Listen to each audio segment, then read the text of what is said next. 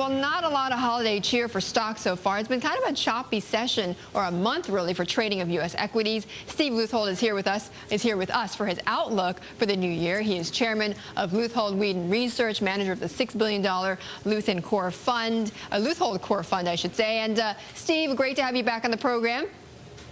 Betty, it's good to be here.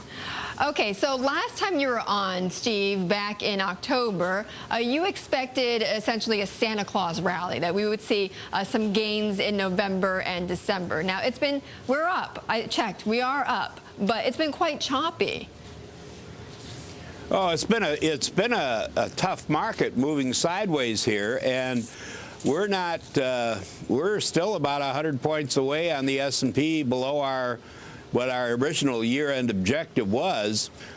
We are actually getting, we've gone from our normal 70% maximum exposure in equities. We're pulling that back to just a little bit, to maybe 65. And I really don't like the market action that much, but we do think, it's still a cyclical bull market.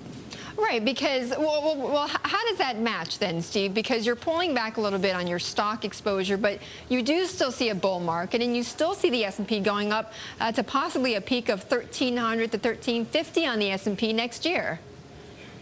Well, I'm kind of a little concerned that maybe we're finally going to get that 8 to 10% correction that people have been waiting for through this whole series of up markets. And I don't know. I wouldn't be surprised to see that develop in January. So we're maybe going to build up a little fuel, so take advantage of it, I hope. And what do you think is going to trigger that correction, Steve? And by the way, that's not the only correction you see next year. Well, no. We look for the highs in the market next year to be in the first half. I think you're going to run into trouble in the second half, as we really have to get down and address the deficit problem and the dollar problem. And so I think the last half of next year is going to be pretty challenging. But getting back to my original question, I mean, what is going to trigger those corrections? I don't know. It could be anything.